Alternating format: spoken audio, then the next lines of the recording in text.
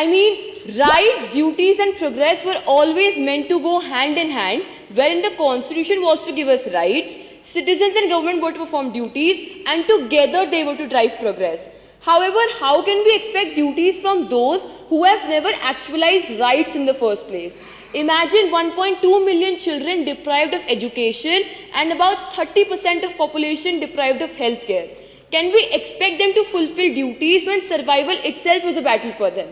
On the other hand, however, exist people who enjoy every potential privilege, yet they fail to perform their duties as Indians. This is due to lack of consciousness, which can only be built by the ideal of Sabka Saath, Sabka Vikas. This will ensure that every citizen is feel respected, valued, and made to feel that they are truly an important part of nation's progress.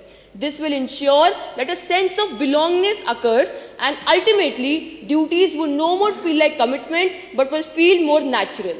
Let's be honest, India has always had the rights and the duties. Yet we have failed because the promises have remained unfulfilled, the education has never empowered, and ultimately the opportunities have never reached those who needed them the most. But today, fortunately, we have a government which ensures that reform, transform and perform are not mere ideals but commitment. Commitment to an India which ensures that equality is more than an ideal, where Swachh Bharat is not just a mission but a mindset, and where patriotism is more than a mere social media post on 15th August. About 100 years from now, when the next generation looks back, let there be no regret but gratitude. Gratitude for a Bharat which was based on 3 pillars: fearlessness among citizens, openness in governance, and empowerment of all.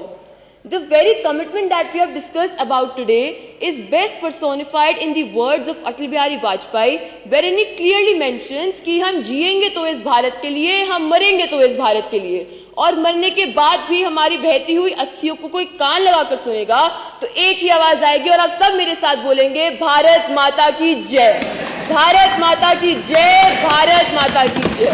Thank you.